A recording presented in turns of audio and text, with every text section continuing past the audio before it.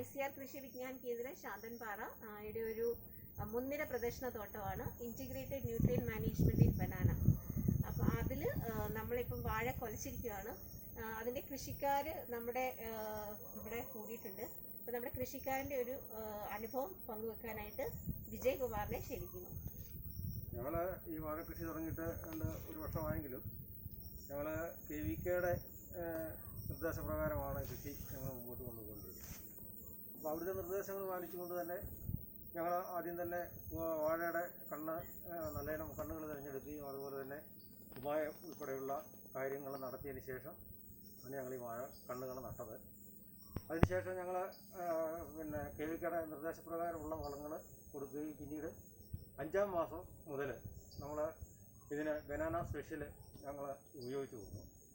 അപ്പോൾ എന്തായാലും ഞങ്ങളെ സംബന്ധിച്ചിടത്തോളം ഈ വാഴ കൃഷിക്ക് ഏറ്റവും ഒരു ഗുണപ്രദമായി തോന്നുന്നത് ഈ ബനാന സ്പെഷ്യൽ തന്നെയായിട്ടാണ് തോന്നുന്നത്. മുൻകാലങ്ങളിൽ മറ്റുള്ളതിനെ അപേക്ഷിച്ച് എന്തായാലും നല്ല ഒരു ഇത് തന്നെയാണ് ഈ ബനാന സ്പെഷ്യൽ.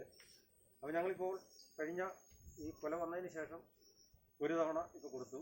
ഇനിയിപ്പം അടുത്ത 60 മാസമായപ്പോൾ ഒന്ന് കൊടുത്തു. ഇനിയിപ്പം 60 ദിവസമാകുമ്പോൾ അടുത്ത ഒന്നുകൂടെ കൊടുക്കണമെന്നാണ് KVKയുടെ നിർദ്ദേശം. എന്തായാലും കൃഷി നല്ല രീതിയിൽ തന്നെ ഞങ്ങൾക്ക് മുമ്പോട്ട് കൊണ്ടുപോകാൻ സാധിക്കുന്നുണ്ട് എന്നാണ് എനിക്ക് ഈ അവസരത്തിൽ പറയാനുള്ളത്.